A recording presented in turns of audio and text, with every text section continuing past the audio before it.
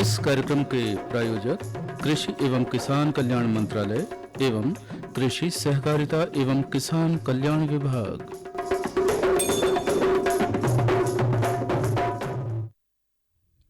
लहलहाती फसलें हैं, नदियों का किनारा है, छोटे छोटे गांव में बसा समृद्ध ये देश हमारा है।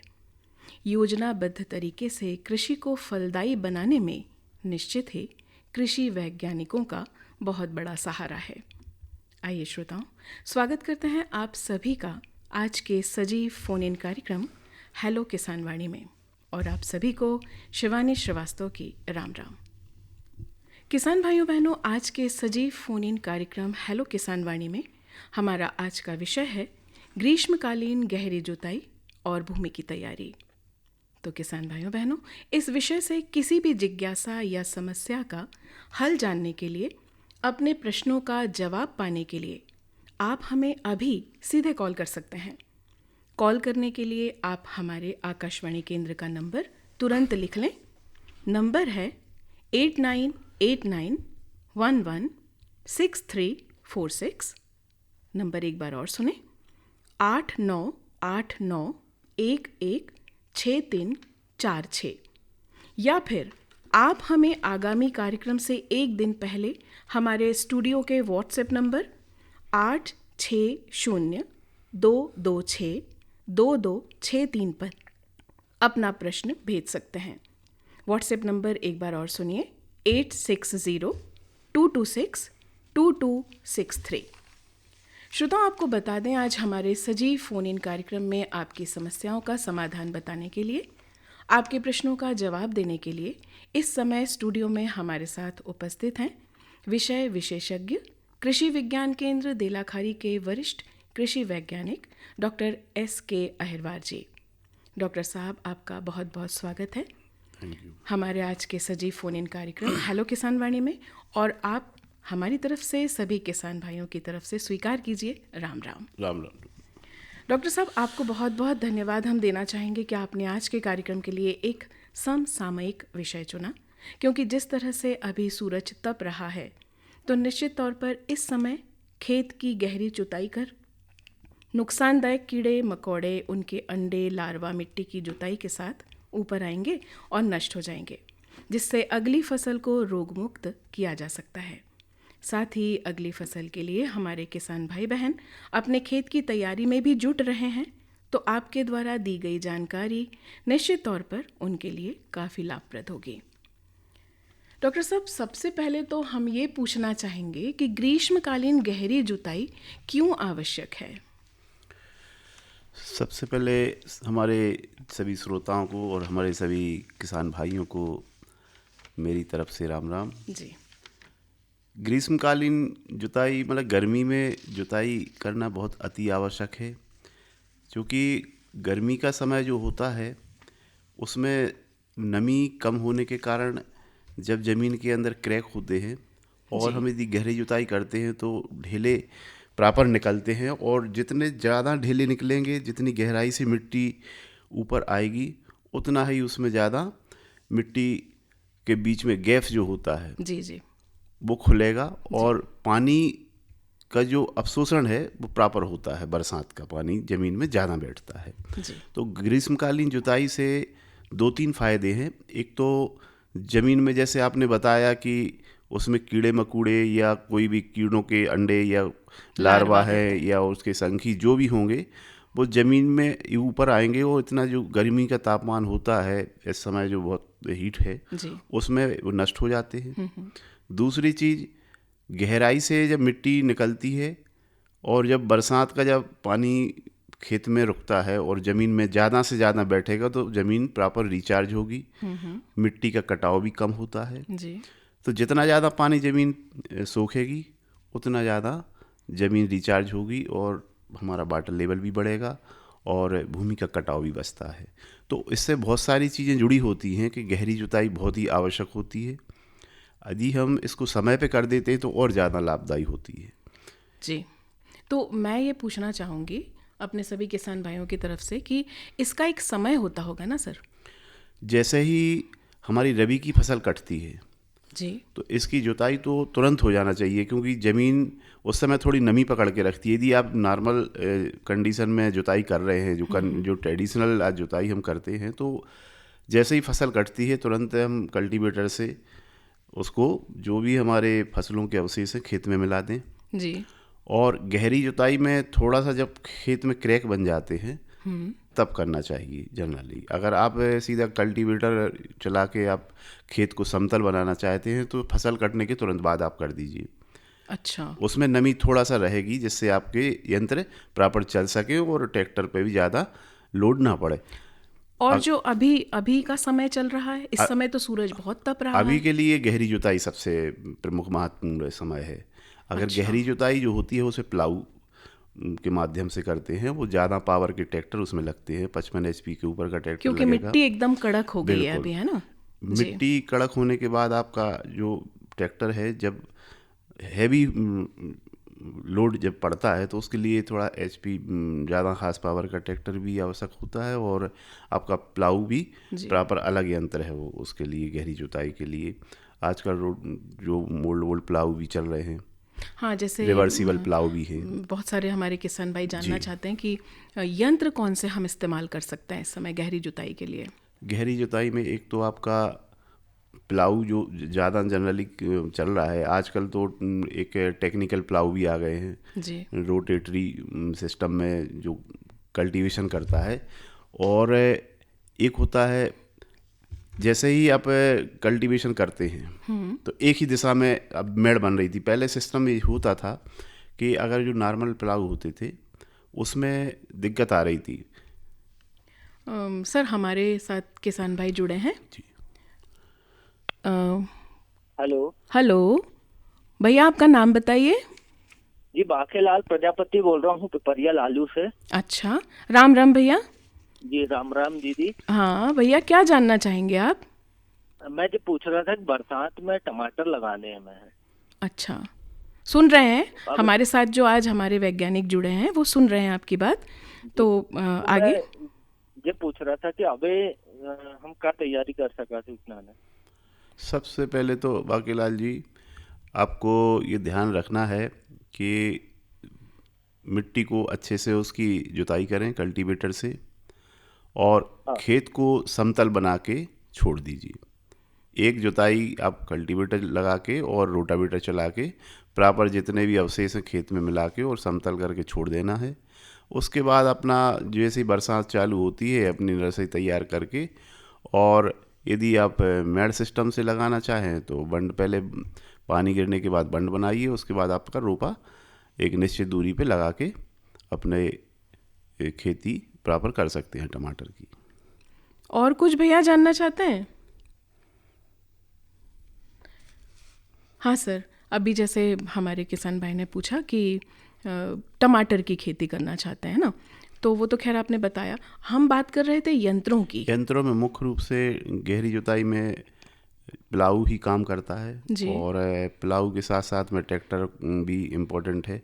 यदि ट्रैक्टर आपका हार्स पावर ज़्यादा है, उसका 55 हार्स पावर के ऊपर है, तो ही प्लाऊ प्रॉपर अच्छे से हो पाता है, अन्यथा काफ़ी दिक्कतें आती हैं और गहराई लेके प्लाऊ नहीं चल पाता है। तो इसलिए बड़ा हार्स पावर का ट्रैक्टर इसमें जनरली यूज किया जाता है। सर हमारे साथ एक और हमारे किसान भाई जुड़े हैं।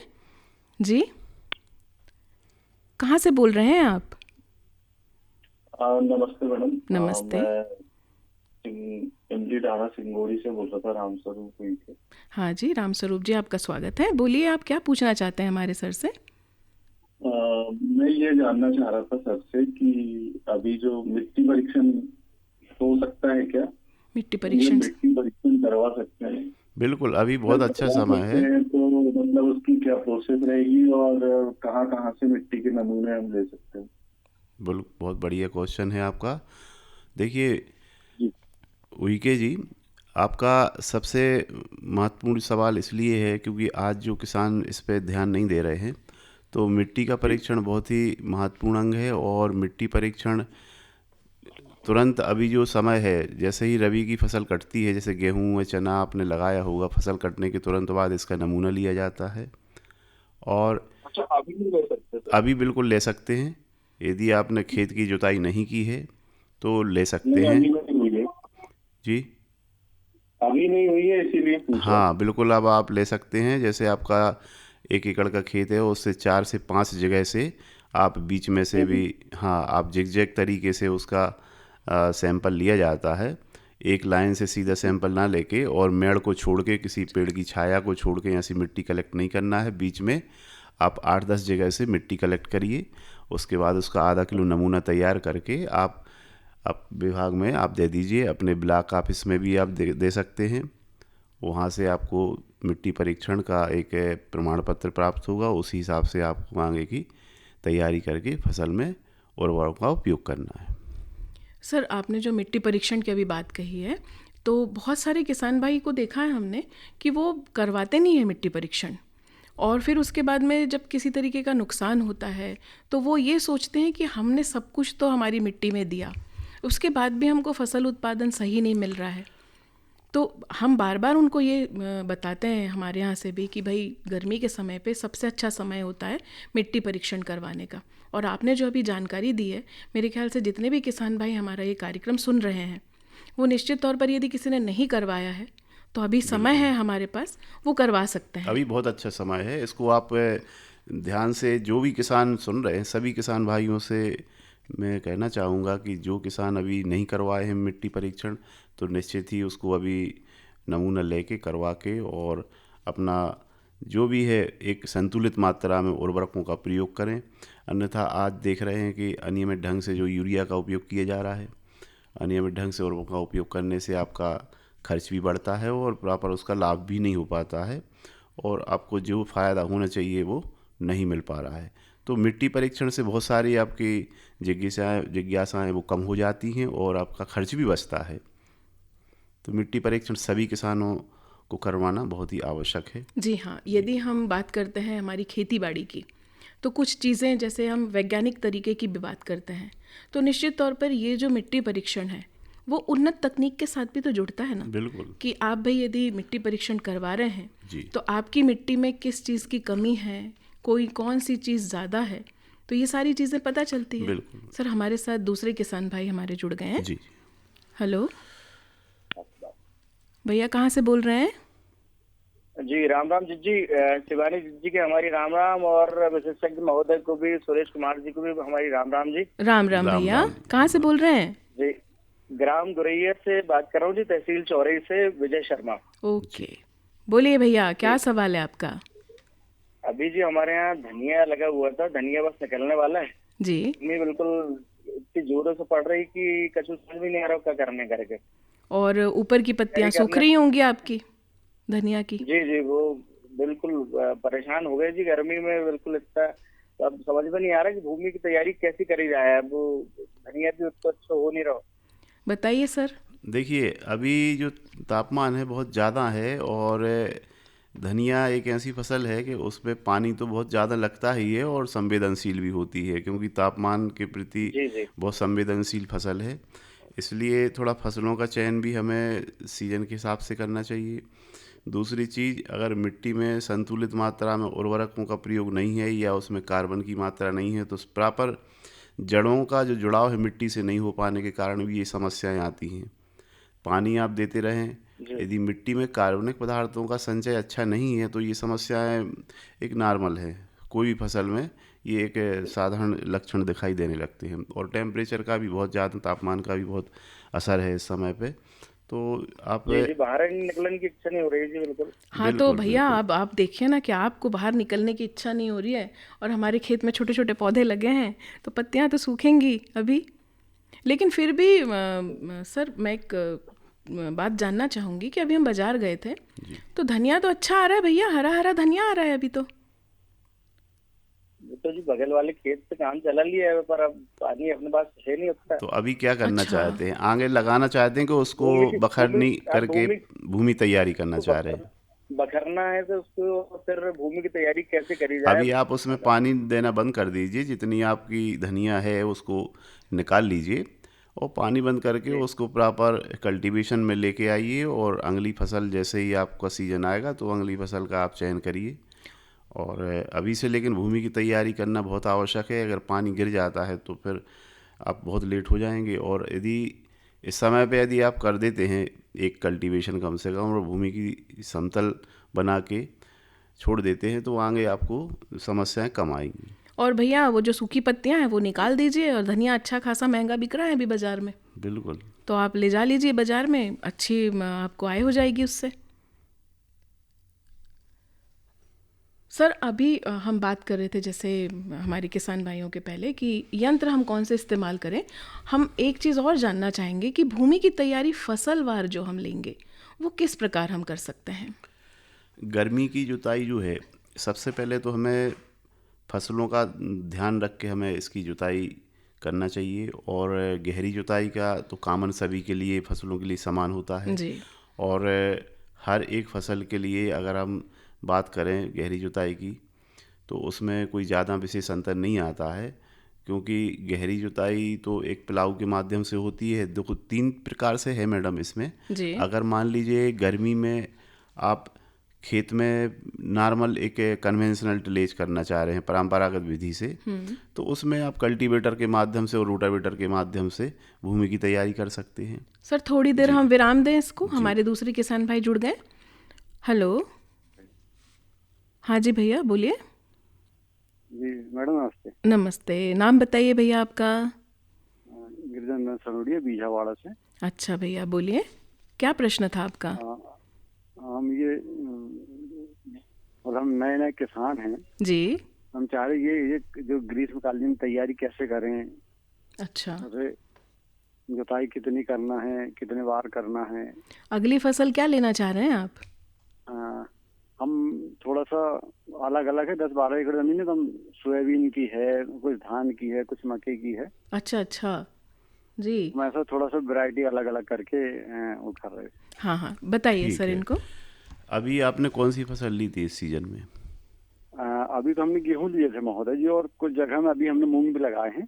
अच्छा, तो सबसे पहले जो खेत खाली है आपका, तो उसमें आपने अभी गहरी जुताई कितने साल से नहीं की। जुताई तो हर एक साल होती है, लेकिन गहरी जुताई नहीं हुई। जुताई गहरी जुताई भी आप एक बार कर दीजिए। 3 साल में तो कम से कम एक गहरी जुताई होना ही चाहिए।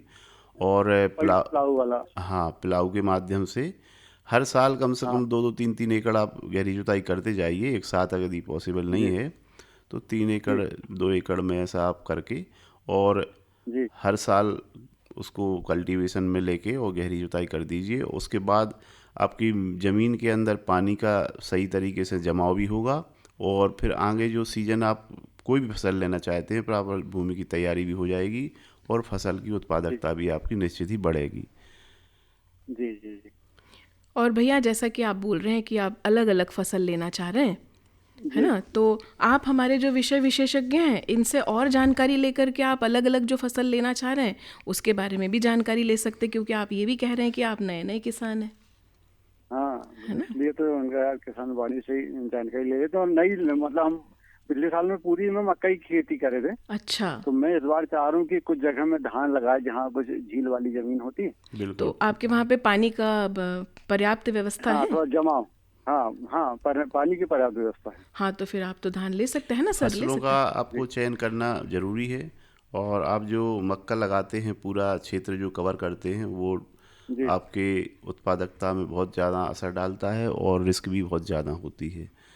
तो अकेला हमें मक्के पे ही ध्यान नहीं देना है। जैसे आपने बताया कि हमारी कुछ झील वाली ज़मीन भी है जिसमें पानी का भराव होता है, तो उसमें आप धान लगाएं।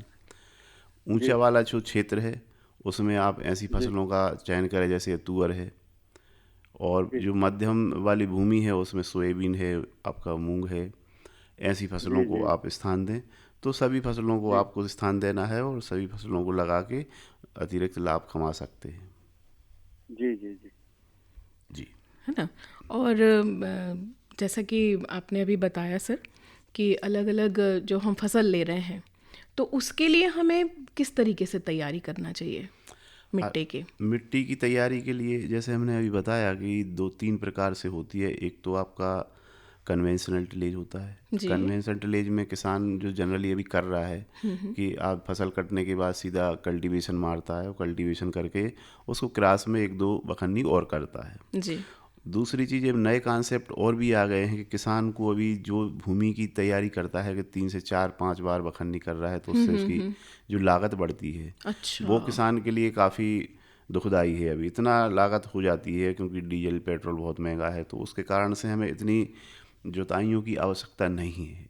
अब जी। हमें जीरो टिलेज भी आ गया है एक, और सर, मिनिमम टिलेज। फिर मैं जी, रोक रही हूँ, आप जी, जी, इस संबंध में फिर बात करेंगे, हमारे जी, दूसरे किसान भाई जुड़ रहे जी। हैं। हेलो। हेलो। हाँ भैया, नाम बताएं आपका।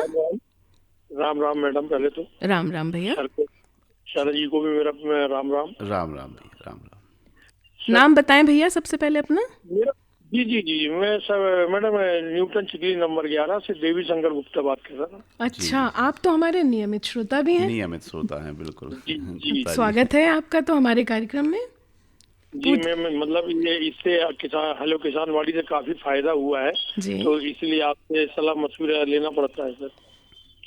पूछिए भैया, क्या पूछना चाह रहे हैं आप जी, सर से। मेरा ये सवाल था कि छिंदवाड़ा जिला में हम कहाँ पे अपना मट्टी परीक्षण करा सकते हैं, पहले तो मैं ये जानना चाहता था।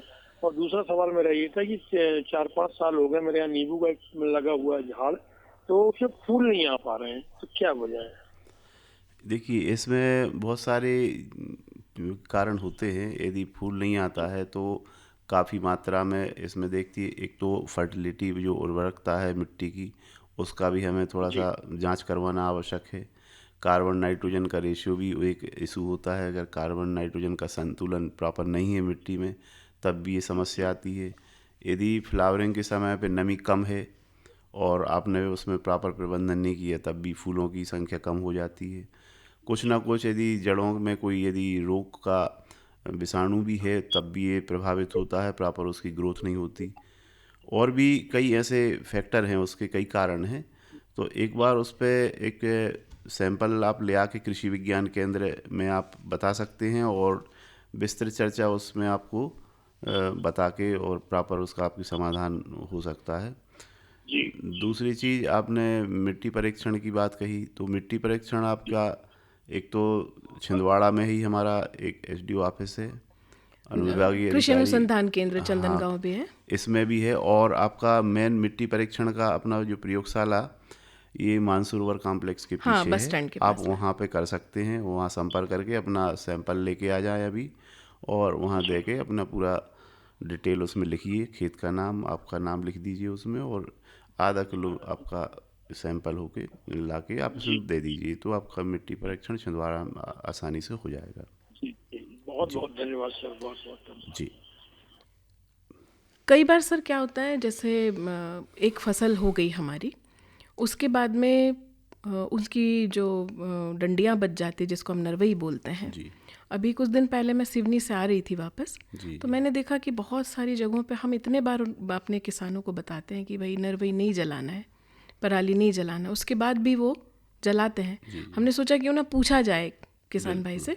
उनसे पूछा तो कह रहे हैं कि दीदी हम खेत को साफ़ कैसे करें। तो हमने उनसे कहा कि जब हम इतने बार आपको बताते हैं, आपने खेत जला दिया पूरा अपना, तो ऊपर के जो हमारे लाभदायक कीट है वो मर गए, आपकी ऊपरी मिट्टी की सतह वो खराब हो गई। फिर आप सोचेंगे कि अब हम गहरी जुताई करके मिट्टी का परीक्षण कराएं, तो ये तो दिक्कत वाली बात होती है ना सर। ये तरीका ठीक नहीं है एक्चुअली।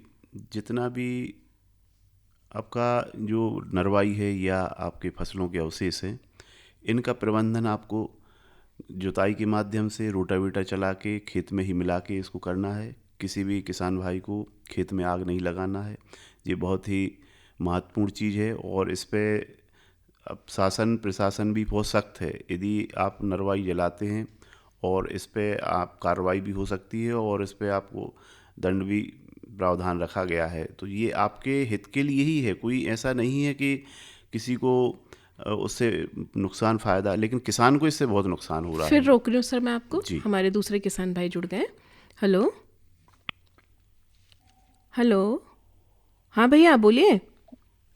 जी मैडम, ये कहना चाह रहा था, मुझे लगाना है मक्का और मूंगफली। तो भैया सुनिए तो सबसे पहले तो आप अपना नाम बताइए। आपको हम राम राम बोलते हैं, नाम तो बताइए। मैडम कमलेश चौधरी बात कर रहा था। कहाँ से? चांद से। अच्छा, आप बोलिए, आपको क्या प्रश्न करना है?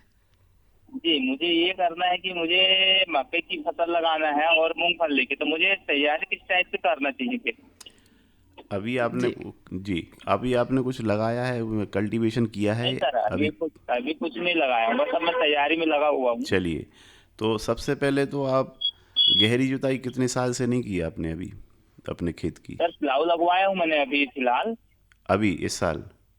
जी तो पिलाऊ लगवाया है तो बहुत अच्छी बात है। और पिलाऊ लगाने के बाद उसको अभी छोड़ दीजिए खाली, जैसे ही पानी आता है, पहली बरसात का पानी आएगा, आप उसमें नमी बन जाएगी, आप उसमें कल्टीवेटर चला के और एक क्रास में रोटावेटर चला दीजिए और समतल करके और अगली बोनी आप कर सकते हैं। पिलाऊ के बाद आपको ज़्यादा कल्टीवेशन करने की आवश्यकता नहीं होती है, ये बरसात के बाद ही आपको इसकी शुरुआत करना है कल्टीवेटर के माध्यम से आपकी। जी सर, खाद कौन सी खाद का उपयोग करने चाहिए? आज हम देख रहे हैं कि जो कॉम्प्लेक्स आ रहे हैं सभी, जिसमें एनपी के तीनों होते हैं, उनका उपयोग आपको करना है, जिसमें तीनों तत्व एक ही खाद के साथ में मिल जाते हैं। जैसे आपका एनपी के तीनों आ रहे हैं, 12 32 16 है, इसका इस्तेमाल आप कर सकते हैं। 20 20 16 है, इसका भी आप इस्तेमाल कर सकते हैं। तो इनका हम केवल यूरिया और इसमें डीएपी को ही हमें नहीं उपयोग करना है, कॉम्प्लेक्स जो आते हैं फर्टिलाइज़र उनका ही आप चयन करें और उनको ही आप फसल में बेसल डोज के रूप में आप दे सकते हैं बोनी के साथ में। और यदि सर हम जैसे हमारी जैविक खेती की बात करते हैं जी, तो आप हमारे किसान भाइयों को क्या बोलना चाहेंगे? क्योंकि मैंने अभी कुछ किसान भाइयों से बात करी है तो वो कह रहे हैं कि हमको गोबर खाद कहीं से मिलती ही नहीं है, तो हम क्या करें? जी मैडम, इसमें सबसे महत्वपूर्ण चीज़ ये है कि देखिए, खेती जिनके पास है, जो किसान है सही, जी, उनके पास पशुपालन बहुत आवश्यक हो गया है। अच्छा, अगर पशुपालन करते हैं किसान तो ये समस्या बिल्कुल भी नहीं आएगी, वो ये ऑटोमेटिक हल हो जाएगी। और खेती के साथ साथ पशुपालन एक अभिन्न अंग है जी। बिना पशुपालन के खेती संभव नहीं है भविष्य में। और हम कहते हैं कि पशु और खेती एक दूसरे के पूरक हैं। जी, तो ये बहुत ही इम्पोर्टेंट चीज़ है और ये किसान यदि करते हैं तो निश्चित ही आगे ज़मीन भी सुधरेगी, मानव स्वास्थ्य भी सुधरेगा और आगे की आपकी जो उत्पादक क्षमता कम हो रही है वो भी आपकी एक सही पटरी पे आ जाएगी। जी, और जो लागत होती है वो भी हमें एक धीरे धीरे कम करना है। तो ये नेचुरल फार्मिंग या जैविक खेती, ये पूरे अभियान चल रहा है देश में, इस पे हमें थोड़ा काम करने की आवश्यकता है। और यदि हम काम धीरे धीरे बढ़ाएंगे, एक एक एकड़ में भी यदि करके इसको देखें और सीखें, जी, तो निश्चित ही बदलाव आएगा और लोग देखते हैं तो वो भी इससे प्रभावित होते हैं और वो भी करने को आगे अपना एक मन बनाते हैं। और सर हम उन किसान भाइयों को क्या कहें कि जो अपने लिए तो उगा लेते हैं, जैविक खेती करके अपने लिए गेहूं अलग उगा ले रहे हैं, सब्जियां अलग उगा ले रहे हैं, लेकिन जब दूसरे जनसंख्या की बात आती है जहां पर उनको बेचना है ले जा करके, वहाँ वो भरपूर रासायनिक खादों का इस्तेमाल कर रहे हैं। उस पर भी हमें थोड़ा सा कंट्रोल करने की आवश्यकता है। मतलब हम कहें कि जागरूकता की बात है, बिल्कुल, और शायद मन की बात है, बिल्कुल, कि यदि आप अपने लिए सोच रहे हैं तो दूसरी तरफ हमारे लिए भी सोचिए। ये चीज़ें थोड़ा सा हमें इस पे काम करने की ज़रूरत है। और यदि किसान एक एकड़ भी कर रहा है तो धीरे से वो अपने स्वरूप को बदलेगा और अपना आकार भी बढ़ाएगा। तो ये बहुत अच्छी चीज़ है कि एक एकड़ में भी यदि आप कर रहे हैं तो उसको सीख के आगे उससे भी आप अपनी एक प्रेरित होके अपने रकबा को बढ़ाएं और जैविक खेती के माध्यम से खेती करना प्रारंभ करेंगे। पूरी खेती को ही जैविक खेती पूरी को धीरे धीरे जैसे सीखेंगे आपको लगेगा कि इसमें हमारा लागत कम हो रहा है जी, तो ऑटोमेटिक आप कन्वर्ट हो जाएंगे जी। तो लेकिन शुरुआत करना ज़रूरी है। जैविक खेती जब तक शुरुआत नहीं करेंगे आप नहीं कर पाएंगे। थोड़ी देर के लिए हम अपनी वार्ता को विराम देते हैं, सुनते हैं ये संदेश।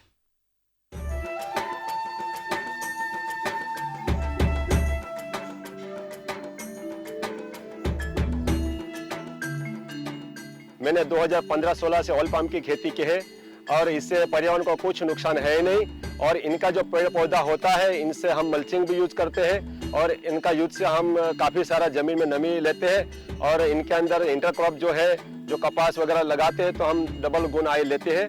और अच्छा रहता है। ऑयल पंप का खेती में धान और गन्ने से कम पानी लगता है। इसमें गवर्नमेंट का तरफ से ड्रिप सिंचाई के लिए पैसा भी दिया जाता है। ऑयल पंप की खेती के लिए मुझे सरकार ने पौधे सीडलिंग देते हैं। वो जब बड़ा हो जाता है, जो फल जो देता है, हर महीने सरकार उसे फल खरीदने के लिए एक रेट बना के देते हैं। उन्हीं रेट पे कंपनी खरीद लेते हैं। मैं काट के इकट्ठा कर देता हूँ, कंपनी उठा के लिए जाते हैं।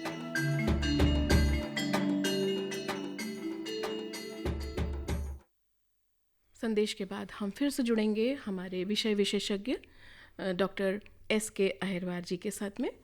सर, जैसे आपने अभी एक बात कही कि शुरुआत हम जैविक खेती से यदि थोड़े से भी करते हैं तो वो धीरे धीरे हम सीख लेंगे उस चीज़ को। और एक चीज़ आपने बहुत अच्छी कही कि यदि किसी के पास खेती बाड़ी है तो उसको निश्चित तौर पर पशुपालन करना चाहिए, बहुत ही ज़रूरी है। लेकिन सर, अभी कुछ दिन पहले एक किसान भाई से बात हुई थी, उनके पास पशु थे, गाय बैल थे जी, उन्होंने बेच दिया। बोले दीदी संभल नहीं रहे हैं जी। तो मेरा कहना ये है कि यदि खेती बाड़ी है आपके पास तो फिर पशुपालन में तो दिक्कत होना ही नहीं चाहिए। देखिए, कुछ चीज़ें हमें अपने आप में ही ये मन बनाने की ज़रूरत है। बस यही अपने मन आप की बात है। मन की बात है। जैसे जी। आपने बताया, यदि आपने मन में ये ठान ली कि नहीं, ये इसके बिना हम नहीं कर सकते, जी। तो निश्चित ही उस पे आप काम करेंगे और आगे बढ़ेंगे।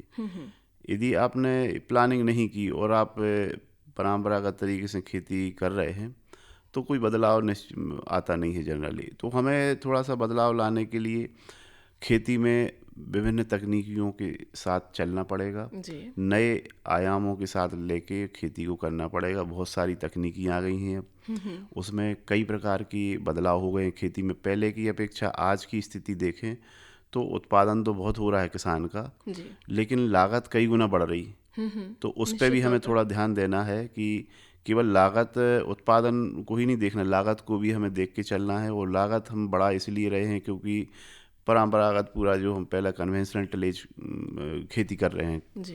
तो परंपरागत विधि से जो खेती होती है उसमें जितने भी आदान सामग्री है उनके सभी के जो रेट हैं उनकी कीमतें बढ़ने के कारण किसान कुछ उसमें भी थोड़ा सा परेशान है। इसलिए हमें अब प्रकृति से जुड़ के ही खेती करने की ज़रूरत है। तो इसमें नेचुरल फार्मिंग एक कॉन्सेप्ट आ गया है जिसमें कम पशुओं के माध्यम से हम ज़्यादा से ज़्यादा क्षेत्र को एक नेचुरल तरीके से करके अपनी उत्पादकता को बढ़ा सकते हैं, जैविक की तरफ हम बढ़ सकते जैविक हैं, की तरफ बढ़ सकते हैं, मिट्टी में सुधार ला सकते हैं, मिट्टी की उत्पादकता को बढ़ा सकते हैं और जहर खाने से हम बच सकते हैं। जो हम देख रहे हैं कि आज लगातार उपयोग कर रहे हैं किसान कीटनाशक और बहुत ही अति मात्रा में इतना उपयोग हो रहा है कि किसान यदि उसको उगा रहा है तो वो खुद नहीं खा पाता जी। ये स्थिति है। तो हमें थोड़ा कंट्रोल करने की आवश्यकता है, इस पर थोड़ा नियंत्रण करेंगे तो निश्चित ही लाभ होगा। हमारे साथ दूसरे किसान भाई जुड़ गए हैं। सर, हेलो हेलो, हाँ भैया बोलिए। नमस्ते मैम। नमस्ते भैया, नाम बताइए। मेरा नाम शुभम पाल, ग्राम बेलपेट, जिला सिवनी से बोल रहा हूँ जी। आपका प्रश्न बताइए। मैडम, मेरा प्रश्न ये है कि अभी जैसे भूमि थोड़ी कड़ी हो गई है तो गहरी जुताई नहीं हो पा रही, तो उसके लिए हम क्या कर सकते हैं? जी शुभम जी, बहुत अच्छा प्रश्न है। एक्चुअली इसमें हमने पहले बताया है, कुछ श्रोता जुड़े थे और उन्हें सुना भी है कि गहरी जुताई के लिए ये समय थोड़ा सा लेट ज़रूर हुए हैं, लेकिन यदि आप थोड़ा सा ट्रैक्टर जो 55 HP के ट्रैक्टर हैं उनका उपयोग करते हैं तो गहरी जुताई में कोई दिक्कत नहीं आएगी। आपकी मिट्टी किस तरह की है, हल्की मिट्टी है कि भारी काली मिट्टी है? काली मिट्टी है, प्लस उसमें थोड़ी रेत मिक्स है। हाँ, तो आसानी से कर सकते हैं अगर आप थोड़ा सा बड़े ट्रैक्टर का उपयोग करेंगे और रोटेटरी प्लाऊ के माध्यम से यदि इसका डीप प्लोइंग करना चाहते हैं गहरी जुताई तो हो सकती है। और जैसे आगामी मक्के के लिए तैयार करना, तो उसमें क्या चीजें हम डालें जिससे मक्के की उपज हमारी अच्छी मिल जाए? गहरी जुताई के बाद आप भूमि की तैयारी के समय पे आप जो कॉम्प्लेक्स फर्टिलाइज़र हैं उनका उपयोग कर सकते हैं, गोबर की खादों का उपयोग कर सकते हैं। ज़्यादातर हमें ध्यान देना है कि जो ज़्यादा पोषक तत्व चाहने वाली फसलें हैं उसका हमें 50% भाग गोबर की खाद से देना आवश्यक है। मिट्टी के सुधार के लिए अगर हम 1 एकड़ में 2 ट्राली गोबर की खाद डाल देते हैं 1 एकड़ के पीछे, जी तो आपकी उत्पादकता निश्चय बहुत अच्छे स्तर पे आएगी और आपको जो रासायनिक खादों का उपयोग करना पड़ रहा है ज़्यादा, वो भी आपको नहीं करना पड़ेगा और आपकी लागत भी बचेगी। तो जैसे हम बुआई से पहले कौन सी खाद डाल सकते हैं इसमें? बुआई के समय पे आपको एनपीके का उपयोग करना है। एनपीके, नाइट्रोजन, फास्फोरस, पोटास एक साथ आता है। आप फर्टिलाइज़र इफ़को का भी आप देख सकते हैं, बहुत सारी कंपनियां इस पे बना रही हैं। तो कॉम्प्लेक्स फर्टिलाइज़र का उपयोग करें और जैसे बताया कि गोबर की खाद आपको डालना बहुत आवश्यक है। सर, जैसे कि हमने बताया था आपको अभी कि कुछ किसान भाई अपने पशुधन बेच दे रहे हैं। जी। एक किसान भाई और मिले थे हमको जिनके पास में वो गोबर खाद का संचय कर रहे हैं और स्लरी खेत में यूज़ कर ले रहे हैं, जी। और जो गैस निकल रही है उससे उनके यहाँ पर गैस जला रहे हैं, बिजली जला रहे हैं। जी। तो यदि वही जो मन की बात आपने कहा कि ये मन की बात है कि यदि हम हमारे पास खेत है, जगह है, तो क्यों ना हम अपने पशुधन के लिए वहाँ पे चारा उगा लें। बिल्कुल। देखिए, आज देख रहे हैं कि ज़्यादा समस्या आ रही है पशु पालन में कि उनको भोजन, चारा या व्यवस्थाएं प्राप्त नहीं हो पाती हैं। जोत का आकार छोटा हो गया, उसका कारण भी है। जी। तो पशुओं का आपको ज़्यादा यदि नहीं रख पाते तो 1-2 गाय कम से कम रखें, जी, जिससे घरेलू आवश्यकताओं की पूर्ति हो और गोबर और गौमूत्र मिलेगा तो निश्चित ही उससे हम प्राकृतिक खेती की तरफ और जैविक खेती की तरफ आगे बढ़ सकते हैं। जी। डॉक्टर साहब, आपके द्वारा दिए गए समाधान और जानकारियाँ हमारे किसान भाई बहनों के लिए काफ़ी लाभप्रद होंगी। आपकी कही गई महत्वपूर्ण बातों के साथ ही अब हमारा कार्यक्रम अंतिम पड़ाव पर पहुंच गया है। समय का अभाव है। श्रोताओं, आज के हेलो किसान वाणी कार्यक्रम में हमारा आज का विषय था ग्रीष्मकालीन गहरी जुताई एवं भूमि की तैयारी, और इस विषय पर प्रश्नों का समाधान कर रहे थे, हमें महत्वपूर्ण जानकारी दे रहे थे कृषि विज्ञान केंद्र देलाखारी के वरिष्ठ कृषि वैज्ञानिक डॉक्टर S.K. अहरवार जी। डॉक्टर साहब, आपने अपना बहुमूल्य समय हमारे आकाशवाणी परिवार को दिया, इसके लिए आपका बहुत बहुत धन्यवाद। बहुत बहुत धन्यवाद मैडम। श्रोताओं, आपको बता दें, आज के सजीव फोन इन कार्यक्रम हेलो किसान वाणी में संयोजन था दीपांकर तिवारी और अमोल शेंडे का। तकनीकी सहयोग था राधेश्याम पवार, राजेश भारद्वाज और अनिल सनोडिया का। साथ ही प्रस्तुति सहयोग दिया था योगेंद्र साहू ने। किसान भाइयों बहनों, समय आ चला है आप सभी से विदा लेने का। स्वस्थ रहिए, खुश रहिए और स्वीकार कीजिए शिवानी श्रीवास्तव की राम राम। जय जवान, जय किसान।